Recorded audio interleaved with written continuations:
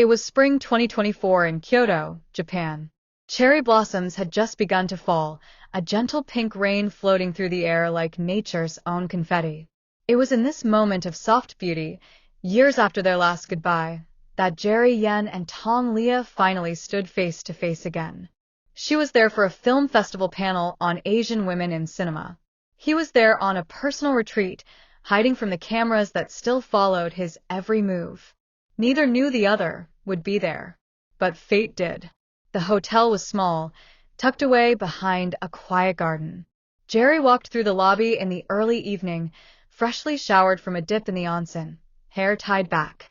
And there she was, standing near the koi pond, backlit by fading daylight. She didn't turn around at first. She didn't have to, he whispered. Leah? She froze, then turned, and smiled, not the trained smile of an actress, but the smile you save for one person in the world. They talked that night for hours, sitting on the balcony of her room. No cameras, no publicists, no pressure. Just two people with a long, shared silence between them. Did you ever move on? She asked. I tried, Jerry said, but everyone else felt like a rehearsal. She looked down, fiddling with the edge of her sleeve. Me too. They didn't rush. There was no dramatic kiss, no sweeping declarations. They just sat, sipping tea, listening to the wind. But the air between them was different now. Older, wiser, finally free. Over the following months, Jerry and Tong Liya began quietly spending time together again. This time, there was no hiding but also no announcements. Kyoto turned into Seoul, then into Taipei. She came to see him during his filming break in Hualien. He flew to Chengdu to visit her, while she worked on a historical drama. Insiders close to both stars noticed subtle changes. Jerry began smiling more in interviews. Tong Liya was seen wearing a simple silver bracelet, the same one she wore once, briefly, during their rumored first phase. At a private charity dinner in Hong Kong, they were finally spotted together, not touching, not clinging, but seated side by side, laughing quietly like old lovers who had survived too much to pretend anymore. Tong Liya revealed in a rare interview with Elle China that she once wrote a letter to a person who had seen her at her most broken, but never sent it. Fans speculated endlessly. One paragraph stood out. I had to lose myself to know what I needed. And when I found myself again, I remembered you were the only one who never asked me to be anyone else. That same week, Jerry posted an old photograph to his rarely used Instagram, cherry blossoms, blurred and delicate, with one line in the caption. Some love takes time to bloom, and some just never stopped. By early 2025, it became clear they were back. Not confirmed, not flaunted, but undeniable. Tong Liya's friends noted she had found her calm. Jerry's longtime assistant said, he doesn't talk about her, but he doesn't need to. You can feel it. They were seen walking through Dine Forest Park in Taipei, masks off, hands briefly brushing. At a quiet cafe in Okinawa, they reportedly shared a bottle of sake and talked like no time had passed. Sources close to them said they agreed on one thing. This time it's ours. And we're not wasting it. No engagement rings.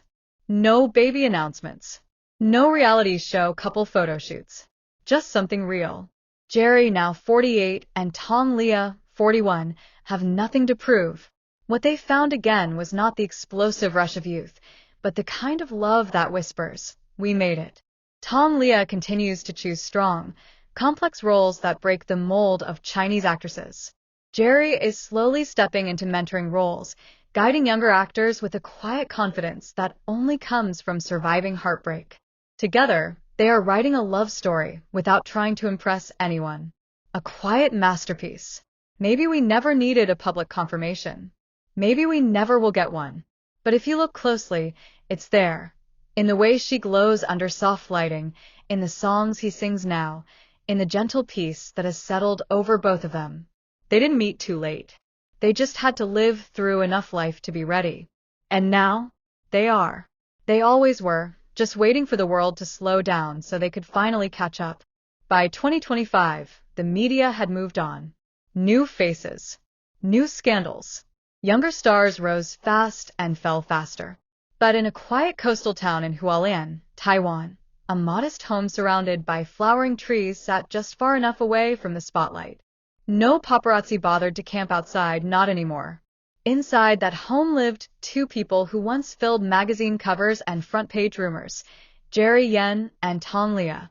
There was no nameplate on the gate, no buzzer, only a wind chime made from ceramic teacups and a small swing hanging from a tree Jerry built himself, with Leah's favorite poetry carved into the wood.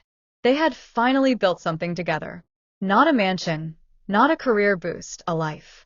One bright morning, Jerry walked through the garden, carrying a tray of sliced fruit.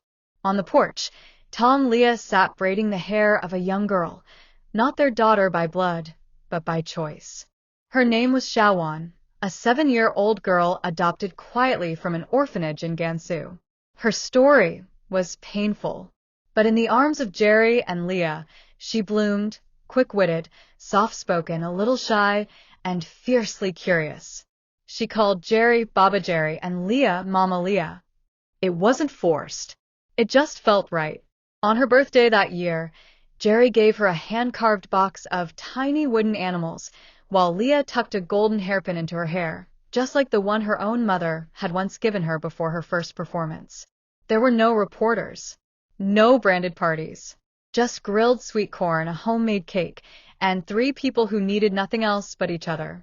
At night, after Shawan was asleep and the crickets had taken over the garden with their soft song, Jerry and Leah would sit on the porch with tea and talk, not about the industry, not about regrets, but about the little things.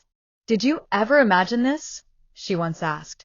"No," he said, pulling her feet onto his lap. "But I imagined you. Always you." She laughed softly, still a heartthrob. He looked over, his eyes reflecting years of quiet love. "Not anymore. Just your man. That's enough." They weren't immune to shadows. Sometimes, Jerry would wake from dreams of his mother, her hands cold and thin, her voice warning him about wasting time. Leah would hold him, stroke his back in silence, until his breathing slowed. Sometimes, Leah would stare at her reflection and wonder if the world had forgiven her, for her divorce, her silence, her quiet choices. But every time, Jerry would whisper, "You don't owe the world anything. You gave them everything. Now it's our turn." In their house, the past didn't haunt. It visited. It was acknowledged. Then it left.